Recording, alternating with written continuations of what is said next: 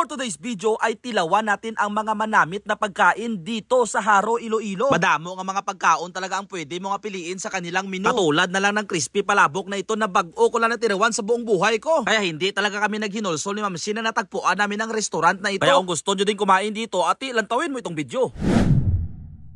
Dito lang namin nakita ng kalanaan na ito sa kilid ng BPI Haro branch papasok ng Barangay Montinola. Hindi ka na matatalang dito guys dahil tatandaan mo lang ang BPI Haro branch din sa kilid niyan may papasok na daan at ito na guys makikita mo ang kanilang pwesto. Sophie Food House gali ang pangalan ng pwesto na ito guys at makikita mo dito lang siya sa kilid ng Don Benito Hospital. So matawhay dito guys dahil mayroong area na pwede ka magparking ng salakyan mo at kung may motor ka na dala goods na goods yung parkingan nila dito. So masulod na tayo dito guys para makita ninyo kung gaano kaganda at ka-aesthetic ng kanilang restaurant dito. Good for 4 ang kanilang table kaya sulit na sulit ito guys kung kasama mo dito yung mga barkada ninyo. So mo to guys nag-order na kami dito guys ng kanilang mga best seller na mga baligya dahil gutom na gutom talaga kami ni Ma'am Shi. Ano man nga gadgad amon nga naglagaw kami dito sa Iloilo hindi kami nagpamahaw bago maghalins balay.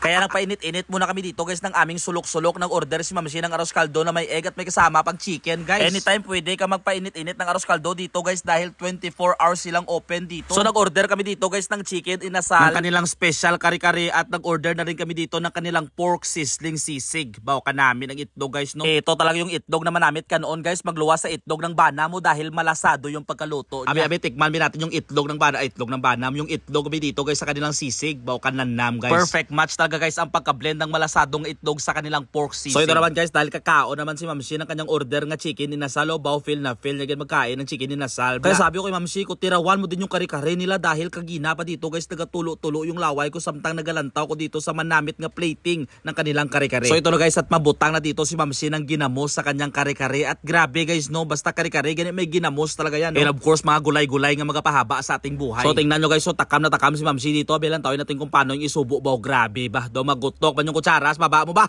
At syempre guys hindi din tayo mapapasugot na si Ma'am Shi lang kakain ng kare-kare na ito dahil share kami dito. Ipapakita ko bla sa inyo kung paano i-arrange itong mga daple na ito bago idasok sa baba natin ha. So ito ng final looks ng ating arrangement guys idadasok ko na umbaw kadagkol ba.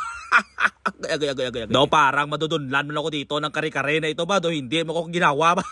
Okay, so ito na guys at matitirawan na natin ang special palabok nila dito na first time ko natikman sa buong buhay ko. Usually yung mga palabok na natirawan nyo, yung kanyang noodles is basa guys or ginlaga siya. Pero itong palabok nila guys, kakaiba talaga ito mo. Dahil crispy or gin-fried nila dito guys yung kanyang noodles. So pagkagat ko dito guys, baw grabe ka nanam talaga guys ng kanyang sauce at nagka-crunchy yung kanyang pansit. Yes, as in crunchy at crispy talaga guys yung kanyang pansit dito. Tingnan nyo balaw kakagatin ko sa guys na walang sauce. Abaw nagabrungay-ngay ba? Daw nagsalom na ko ng seaweed. So inubos ko na lang kabobo dito guys yung natitirang sauce at ginmix ko siya at makikita mo guys na yung pansit na naga-crispy, naga-soft din pala siya guys kung mabasa siya ng sauce. Wow, grabe as in best experience talaga ito guys dahil first time ko talaga makatikim ng palabok na crunchy yung kanyang pansit. Kaya highly recommended ko talaga itong kanilang palabok dito guys sana matirawan nyo din. Dahil itong Ma'am Shi ko kung pasugidon siya hindi siya kumakain ng palabok. Pero ha, nung matirawan nyo yung palabok dito sa Sophie Food House, Diyos mio, ginuubos niya kakaon dito guys yung palabok. O, tingnan nyo bla, grabe gatakam-takam kisa dito guys. So, do pinagutman bla.